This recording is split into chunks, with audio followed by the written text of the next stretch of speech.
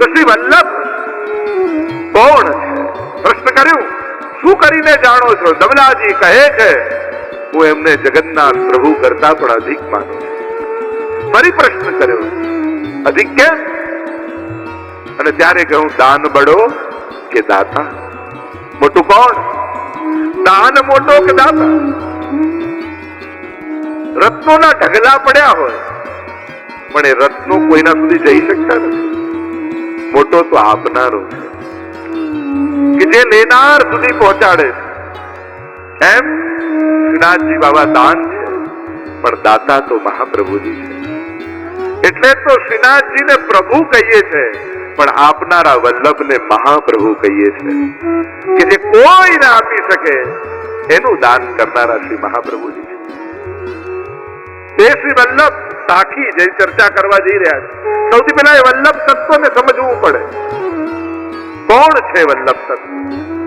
સાધારણ લોકો જેમ કોઈ આચાર્ય માને, કોઈ ગુરુ માને, કોઈ સંત માને, કોઈ મહાત્મા માને, પણ તું પુષ્ટિ માર્ગીય વૈષ્ણવ પણ એ જ દ્રષ્ટિએ મહાપ્રભુજીને જુએ છે?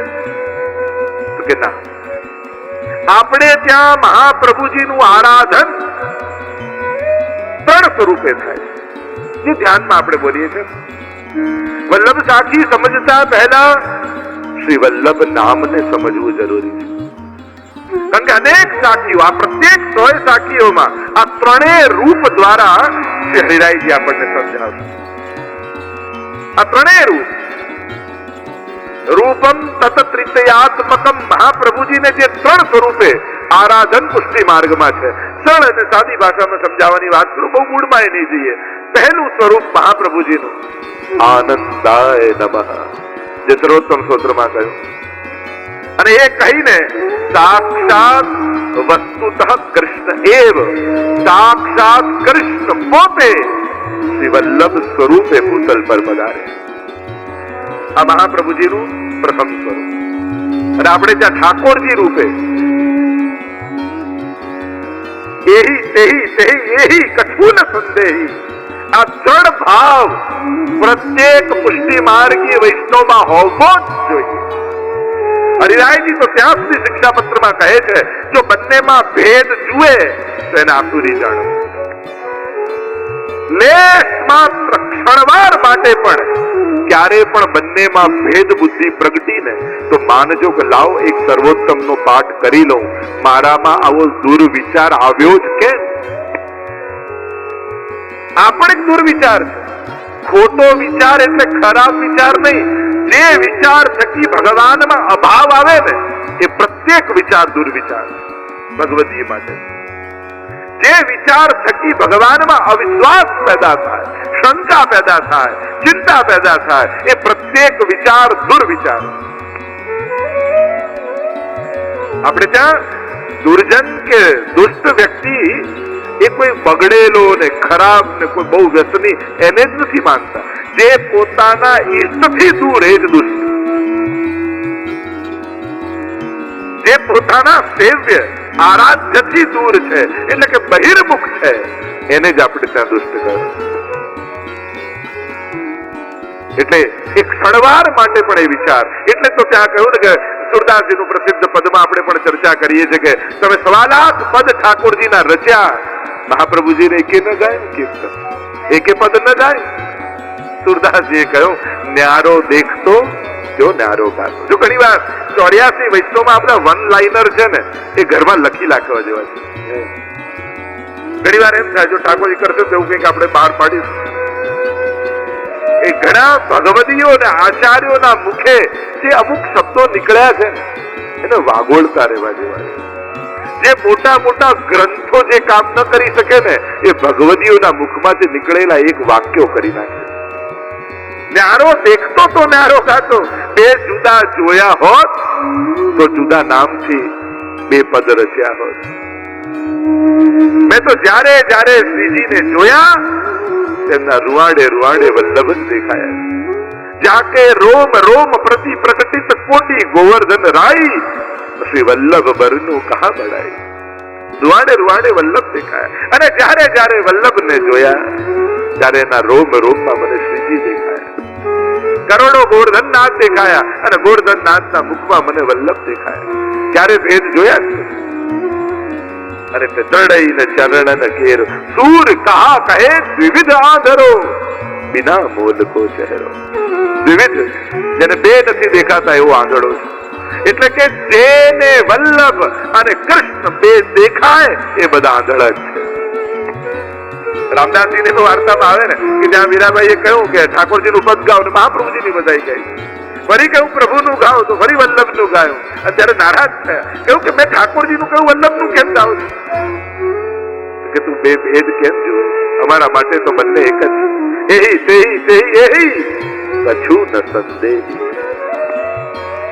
એટલે કે મહાપ્રભુજી આપણે ત્યાં કૃષ્ણ રૂપે આરાધ્ય છે. સાક્ષાત શ્રી કૃષ્ણ, સાક્ષાત શ્રી કૃષ્ણ વલ્લભ. અને આમ શ્રી મહાપ્રભુજી અને ઠાકોરજીને અભેદ કરીને જાણે. બીજું સ્વરૂપ શ્રી મહાપ્રભુજી આપણે ત્યાં જે આરાધ્ય છે એ છે સ્વામીજી સ્વરૂપે. સાક્ષાત સ્વામીજી મહાપ્રભુજી રૂપે ભૂતલ પર પધારે. જો વલ્લભ સાખી સમજતા પહેલા આ વલ્લભ સાખી નું ટાઇટલ સમજી લેશો તો બધી જ સાખીઓ સરળ થઈ જશે. સાક્ષાત સ્વામીજી, ગૂઢ ભાવ. વાર્તામાં પણ એવો પ્રસંગ કહેતા હોય છે ને કે જયારે ઠાકોરજી યમુનાજી સાથે રાસ કરી રહ્યા હતા, સ્વામીજીને જાણે ન કરી, સ્વામીજીને ખબર પડી અને કૃપાયમાન થઈને સ્વામીજી પધાર્યા. બધા જ વ્રજભક્તો ફૂલની માળાના ફૂલ રૂપે માળા બનીને ઠાકોરજીની કંઠમાં બિરાજી ગયા. ક્યાંક સ્વામીજીનો શ્રાપ ન લાગી જાય. અને સ્વામીજી દોડતા પધાર્યા. જુએ તો કેવળ ઠાકોરજી ઉભા છે, કોઈ બીજું નથી. દ્રષ્ટિ પડી માળાજી ઉપર. જેવું કે આ વ્રજભક્તો માળા વગર રાસ કરી રહ્યા છે, માળાના ફૂલ બની અને ઠાકોરજીના કંઠમાં બિરાજી ગયા છે. અને સ્વામીજીએ માળા ખેંચી. તૂટ પડી મોતીન કી માલા, રાસ વિલાસ ગહે કર પલ્લવ. રાસના પદોમાં ગાઈએ છે. અને રાસ કરતા કરતા એ માળા તૂટી અને બધા જ વ્રજભક્તો ભૂતલ પર પડ્યા. અને ભૂતલ પર પડ્યા અને જયારે ઠાકોરજી સાથે રાસ કરી રહ્યા છે, ઠાકોરજી સાથે સ્વામીજી, અને રાસમાં પ્રભુનું મુખ ઉદાસ દેખાય. અને ત્યારે સ્વામીજીએ વિનંતી કરી કે પ્રભુ રાસમાં આપ ઉદાસ કેમ? ત્યારે ઠાકોરજીએ કહ્યું કે મારા લીલાના કેટલાક ભક્તો ભૂતલ પર પડી ગયા. અહીંયા તો રાસનો આનંદ બધાને મળી રહ્યો છે, પણ જે લીલાથી વિખૂટા પડ્યા એ મારા સ્વરૂપાનંદથી વંચિત રહી ગયા છે. અને સ્વામીજીને થયું કે મારે કારણે એ લોકો ભૂતલ પર પડ્યા છે, એટલે હું પ્રભુ આપને વચન આપું છું કે હું પોતે શ્રી મહાપ્રભુજી રૂપે ભૂતલ પર જઈશ, ગુરુ રૂપ ધારણ કરીને ભૂતલ પર જઈશ અને લીલાથી વિખૂટા પડેલા એક એક જીવોને આપની સાથે બ્રહ્મ સંબંધ કરાવી અને ફરી લીલામાં પાછા મોકલીશ. અને એ વચન લઈ અને સ્વયં સ્વામીજી વલ્લભ રૂપે ભૂતલ પર પધાર્યા. એટલે આપણે ત્યાં બીજું સ્વરૂપ સ્વામીજી, એટલે જ આપણે ત્યાં મહાપ્રભુજીની કાની દરેક વખતે આપવામાં આવે. કારણ કે ધરવાનો અધિકાર આપણો છે, આરોગાવાનો અધિકાર તો સ્વામીજીનો જ છે. લાડીલી અજવાય પહેલે પાછે આપ અઘાર, હસ હસ દૂધ પીવત હે નાથ. તો અધિકાર તો સ્વામીજીનો છે. બહેરામે એટલે બહુ સુંદર વાત કરે છે કે જગત જપે નૃપ નામ, રહ્યો જસ સગળે ફેલી, પટરાણીનું નામ લહે રહે જે રંગ મહેલી. તો કહું કે આ દુનિયા, આ જગત સ્વામીજી રૂપે વલ્લભને કેમ નથી જાણતી? તો કહું પ્રભુ છે ને રાજા જેવા છે. જગત જપે નૃપ નામ. આ દુનિયા છે ને, રાજાની જે આખી પ્રજા હોય ને એ રાજાને ઓળખતી હોય, પણ રાણીને ન ઓળખતી. રાજાના ગુણગાન, સામર્થ્ય, રૂપ એ બધાને, સમગ્ર પ્રજાને ખબર હોય. રાજાને બધા ઓળખે, પણ રાણી તો ભીતર હોય, પડદામાં હોય, રંગમહેલમાં હોય, મહેલમાં હોય.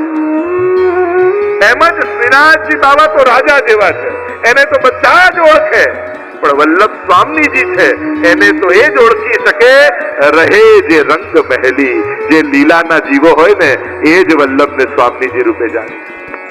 એટલે જ આપણે ત્યાં કહેવાય કે વલ્લભની કૃપા વગર આ માર્ગ ક્યારે ફલિત ન થાય. એનું મૂળ કારણ જ એ છે કારણ કે વલ્લભ સ્વામીજી રૂપ. અને રાસમાં પ્રવેશ સ્વામીજીની કૃપા વગર સંભવ નથી. સ્વામીજી કૃપા કરે ત્યારે જ પ્રભુ સ્વરૂપાનંદનું દાન કરી શકે.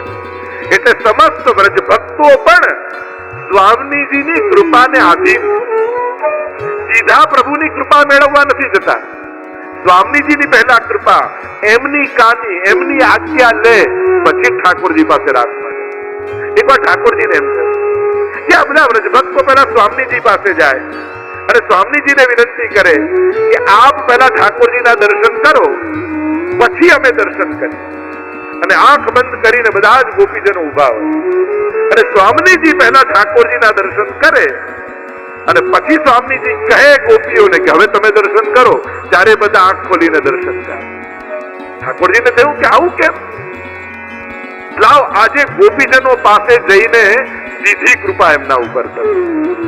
અને આમ વિચાર કરી ઠાકોરજી સોળે શણગાર સજી અને ગોપીજનો જ્યાં ઠાડા હતા નેત્રો બંધ કરી અને ત્યાં ઠાકોરજી સન્મુખ આવીને ઉભા રહી ગયા અને કહેવા લાગ્યા, ગોપીજનો તમે નેત્ર બંધ કરીને ઉભા છો, આજે સ્વામીજીને ખબર ન પડે એ રીતે સીધો હું આપની પાસે આવ્યો છું, નેત્રો ખોલો અને મારા દર્શન કરી દો.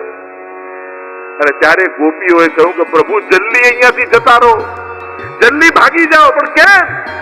ગોપીઓ કહેવા લાગ્યા, જો સીધા દર્શન કરીએ અને સ્વામીજીએ ન કર્યા હોય તો આપ અમારા માટે અન્નપ્રસાદી કહેવાઓ અને અન્નપ્રસાદી વસ્તુનો તો ત્યાગ કરવો જોઈએ. સ્વામીજી દર્શન કરે ત્યારે આપ અમારા માટે પ્રસાદ બનો. અસમર્પિત વસ્તુના એટલે કેવું? અસમર્પિત વસ્તુનો ત્યાગ કયો છે? તસ્માદ વર્જનમાં કરે. સ્વામીજી આપના દર્શન કરે ત્યારે આપ અમારા માટે પ્રસાદ બનો. ત્યાં સુધી અમારો અધિકાર પણ નથી. આ સ્વરૂપ સ્વામીજી અને એ દર્શન વલ્લભાષ્ટકમાં શ્રી ગુસાઈજી આપણને કરાવ્યા, સપ્તશ્લોકીમાં આપણને કરાવ્યા. અદભુત. અત્યારે એની બહુ ગહન ચર્ચા થોડી જેમ જેમ સમય મળશે તો કરીશું, થોડું ક્લિષ્ટ થઈ જશે. પણ શ્રીમદ વૃંદાવનેન્દુ પ્રકટિત રસિકાનંદ સંદોહ રૂપ ઉર્જત્રાસાદિ લીલા મૃદલી પરાક્રાંત સર્વોપી સસ્વત તસ્મૈ આત્માનુભાવ એમ વલ્લભાષ્ટકમાં જે સ્વરૂપનું દર્શન શ્રી ગુસાઈજી પ્રભુ ચરણ જે આપણને કરાવે છે, જે સ્વામીની ભાવ છે, એ સ્વામીજીનું સ્વરૂપ શ્રી મહાપ્રભુજીનું છે. જો આ ત્રણેય સ્વરૂપ સમજી જશો તો બધી જ હરિરાયજીની વાત સમજમાં આવી જશે. એક જ સ્વરૂપ પ્રભુમાં એવું સામર્થ્ય છે કે અનેક સ્વરૂપે કૃપા કરી શકે. અને ત્રીજું સ્વરૂપ મહાપ્રભુજીનું એ સાક્ષી સ્વરૂપ છે, લીલાના. એ ગુરુ સ્વરૂપ છે, એ મુખારવિંદ સ્વરૂપ છે. ઘણી બધી ચર્ચાઓ છે ગ્રંથોમાં, પદ સાહિત્યમાં, પણ એવું બધી ચર્ચાઓને સંકલિત નથી કરતો કારણ કે મારે સીધું વલ્લભ સાખીમાં. પણ આ વલ્લભ સાખી જ છે. આ તમને જે વાત કરી રહ્યો છું એ વલ્લભ સાખીના સાર રૂપે સમજાઈ રહ્યું. સાક્ષી સ્વરૂપ. જો ભૂતલ પર મહાપ્રભુજીના પ્રાગટ્યનો ઉત્સવ તો આપણે ઉજવીએ છીએ, પણ આપણા જે અલૌકિક સ્વરૂપો છે એમનું કેવલ ભૂતલ પર પ્રાગટ્ય નથી, એમનું પહેલા લીલામાં પ્રાગટ્ય છે. એ યમુનાજી હોય, એ ગિરિરાજજી હોય, એ શ્રી વલ્લભ હોય. એવી ચર્ચા, એવી કથા કહીએ છે ને કે એક વાર નિકુંજમાં સ્વામીજી બિરાજમાન અને ઠાકોરજી અને સ્વામીજીનો એવો સ્નેહ છે, એક ક્ષણ એકબીજા વગર રહી શકતા નથી. કૃષ્ણ કૃષ્ણ કૃષ્ણ કૃષ્ણ કૃષ્ણ કૃષ્ણ કૃષ્ણ કૃષ્ણ અખંડ જાપ સ્વામીજીના મુખમાંથી નિત્ય લીલામાં વિરાજતા થાય. વિરહના સમયે વિરહમાં ભગવદ નામ જ આધાર છે. રોમ રોમમાં કૃષ્ણ પ્રગટ થઈ ચુક્યા અને સ્વયં શ્રી કૃષ્ણ નિકુંજમાં શોધતા શોધતા સ્વામીજીની કુંજમાં પધારે છે. અને અહીંયા સ્વામીજી નો વિરહ ઠાકોરજીને એવો છે કે પોતે પોતાની નિકુંજમાં સૌથી પહેલા તો રાધા રાધા રાધા રાધા આમ રોજની આ લીલા છે. અને ક્યારેક સ્વામીજી ત્યાં પધારે, ક્યારેક ઠાકોરજી ત્યાં પધારે. એક વાર એમ થયું ઠાકોરજીને પ્રબળ વિપ્રયોગ સ્વામીજીનો થયો. રાધા રાધા રાધા રાધા રાધા નામનો અખંડ જાપ અને રોમ રોમમાં રાધાજી પ્રગટ થઈ ગયા. અને રાધાજી તો સ્વામીજી તો શોધતા શોધતા પધારી રહ્યા છે. ઠાકોરજીની નિકુંજમાં જ્યાં પ્રવેશવા જાય ત્યાં રાધાજી નું સ્વરૂપ હૃદયમાં પ્રગટ થઈ ગયું ઠાકોરજીના, અને દૂર ઉભેલા રાધાજીને એમ થયું કે ઠાકોરજીની ગોદમાં કોઈ ગોપીજન બિરાજેલા છે, અને જોતા જ ક્રોધાવેશિત થઈ ગયા, અરે મારા વગર આ બીજા કોઈ ગોપીજન સાથે પ્રભુ, દૂરથી બૂમ પાડી, જાઓ પ્રભુ આજથી આપનું મુખ પણ નહીં જોઉં, અને બૂમ પાડીને દોડ્યા સ્વામીજી અને પોતાની નિકુંજમાં આવી પીઠ દઈને બિરાજી ગયા. ઠાકોરજીને થયું કે આ થયું શું સ્વામીજી? પાછળ પાછળ દોડતા દોડતા દોડતા દોડતા ઠાકોરજી પધાર્યા અને પીઠ દઈને સ્વામીજી બિરાજેલા છે. જાઓ આપની સાથે વાત કરે. પ્રભુ કહે પણ સ્વામીજી થયું શું? ના, આપ મને ભૂલ્યા, બીજા કોઈ ગોપીજન સાથે બિરાજ્યા હતા. પ્રભુ કહે ના, અરે આપનું જ સ્વરૂપ મારા હૃદયમાં પ્રગટ થયું હતું, મારી સાથે વાત ન કરજો, મારે આપનું મુખ જોવું નથી. અને જયારે આવું કહ્યું ત્યારે સ્વયં ઠાકોરજી પણ રિસાઈ ગયા. અરે આપ મારા ભાવને ન સમજો તો જાઓ, હું પણ આપનું મુખ નહીં જોઉં. અને ઠાકોરજી પણ પીઠ દઈને બિરાજી. બંને એકબીજાના વિપ્રયોગમાં, પણ તકલીફ એ છે બંને એકબીજા વગર એક ક્ષણ પણ રહી શકતા નથી. બંનેના હૃદયમાં યુગલ સ્વરૂપ બિરાજમાન છે. ઠાકોરજીના હૃદયમાં સ્વામીજી ને પ્રભુ બંને, અને સ્વામીજીના હૃદયમાં ઠાકોરજી અને સ્વામીજી પોતે બંને બિરાજે છે. અને એવો બંનેની અંદર વિપ્રયોગ પ્રગટ થયો કે ઠાકોરજીના હૃદયમાંથી પ્રગટેલા સ્વામીજી અને બિરાજતા સ્વામીજી પ્રગટ થયા, શ્રીભાવ પ્રગટ થયા. અને સ્વામીજીના હૃદયમાં બિરાજતું પ્રભુનું ભગવદ રૂપ ઉમભાવ પ્રગટ થયો. અને ત્રીજો બંનેની લીલાના દર્શન કરનારું સાક્ષી સ્વરૂપ પ્રગટ થયું.